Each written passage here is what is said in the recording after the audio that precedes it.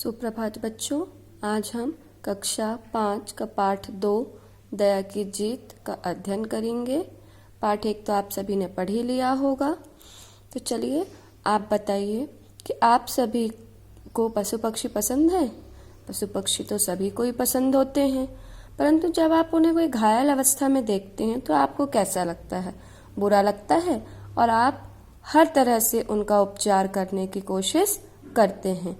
तो चलिए महात्मा बुद्ध के बचपन से जुड़ी एक ऐसी ही कहानी को हम यहाँ पर पढ़ेंगे।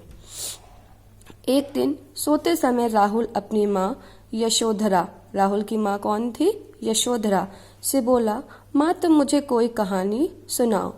माँ ने कहा, बेटा कहानी तो दादी और नानी सुनाती हैं। सही है, आपको कौन सुनाता है कहानी? तो दादी और नानी ही सुनाती है कहानी।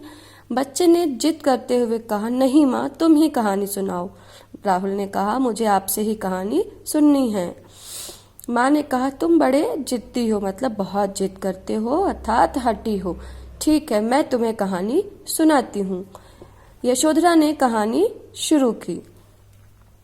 प्राचीन समय में शुद्धोधन नाम के एक राजा थे। राजा का नाम क्या था? शुद्धोधन। तथा उनकी पत्नी का नाम माया था। शुद्धोधन की पत्नी का नाम क्या था? माया। उनके यहाँ एक पुत्र ने जन्म लिया। दोनों ने उसका नाम सिद्धार्थ रखा। राजा ने अपने पुत्र का नाम क्या रखा था? सिद्धार्थ। सभी ने राजा को बहुत बधाई दी। राजा ने राज ज्योतिषी को बुलाकर बच्चे का भविष्य जानना चाहा। राज ज्योतिषी मतलब जो भविष्य बताते हैं।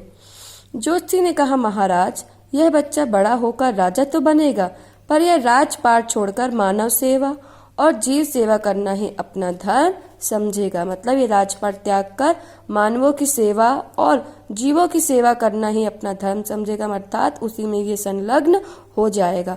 यह सुनकर राजा अधिक खुश नहीं हुए। यह सुनकर राजा को मतलब उनको दुख हुआ। उन्होंने बच्चे को राजसी सुख सुविधाओं की आदत डालनी शुरू की। उन्होंने सिद्धार्थ को राजसी सुख सुविधाओं की आदत डालनी इसलिए शुरू की ताकि उसका मन राज के भोग विलास में लग जाए, और जो ज्योतिषी ने कहा है कि ये राजपाट छोड़ देगा तो शायद वो राजपाट ना छोड़े और राज करता रहे। सिद्धार्थ अपने चचेरे भाई के साथ पढ़ता और खेलता था। चचेरा भाई अर्थात चाचा का बेटा। महल के उपवन में अनेक पशु पक्षी थे और सिद्धार्थ उनसे बहुत प्रेम करता था। एक शाम को सिद्धार्थ एक हंस को नीचे गिरते देखा। एक शाम को सिद्धार्थ ने एक हंस को नीचे गिरते हुए देखा। सिद्धार्थ ने दौड़कर उस हंस को अपनी गोद में उठा लिया। उसने देखा कि एक तीर उसके पंख में लगा है। उसने झट से उसका तीर निकाल दिया। जैसे उसने देखा कि तीर लगा हुआ है हंस के पंख में, उसने उसका तीर निकाला और अपने अंग वस्त्र से कपड़ा फाड़कर, अंग वस्त्र मतलब जो उसने कपड़ा पहना हुआ था उससे एक कपड़ा फाड़कर उसके घाव पर लपेट दिया। तभी वहां उसका चचेरा भाई देवदत्त हाथ में धनुष लिए आया। जैसे आप देख रहे हैं, ये इसने कपड़ा यहाँ लपेट दिया है, ये उसका चचेरा भाई धनुष लेकर आ गया है। उसने कहा, सिद्धार्थ यह हंस मेरा है, मुझे दे दो।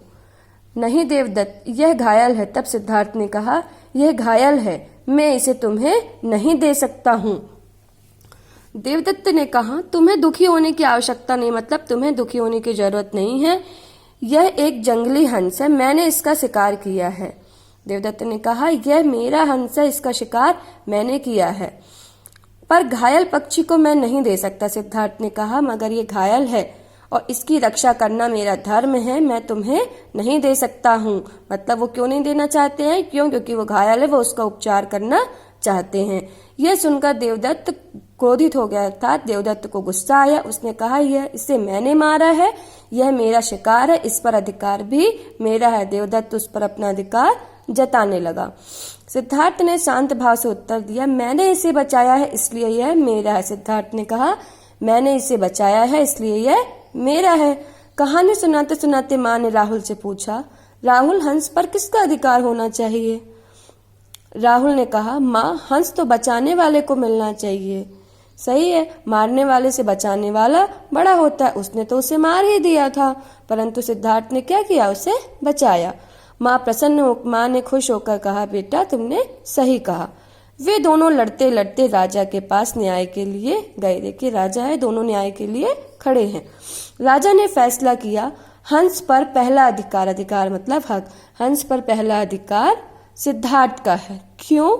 क्योंकि भक्षक से रक्षक महान होता है, अर्थात भक्षक मतलब मारने वाला, रक्षक मतलब बचाने वाला, मारने वाले से बचाने वाला बड़ा होता है, महान होता है। अतः हंस सिद्धार्थ को ही मिलेगा। राजा ने फैसला किया कि यह हंस सिद्धार्थ को ही मिलेगा। यही सिद्धार्थ बड़े होकर महात्मा बुद्ध कहलाए। यही सिद्धार्थ जब बड़े हुए तो महात्मा बुद्ध के नाम से जाने गए, जिन्होंने अपना समस्त जीवन, अपना सारा जीवन सत्य, अहिंसा, परोपकार और मानव धर्म को समर्पित कर दिया। इन्होंने अपना संपूर्ण जीवन मानवों की सेवा में अर्पण कर दिया। चलिए, और आप जानते हैं जो कहानी सुनाई यशोधरा कौन थी? यशोधरा महात्मा बुद्ध की पत्नी थी और राहुल उनका पुत्र था। यशोधरा ने अपने बेटे राहुल को उसी के पिता की बचपन की एक घटना सुनाई है। तो चलिए, आप अब इस कहानी का अध्ययन करिए और घर में रहिए, स्वस्थ रहिए।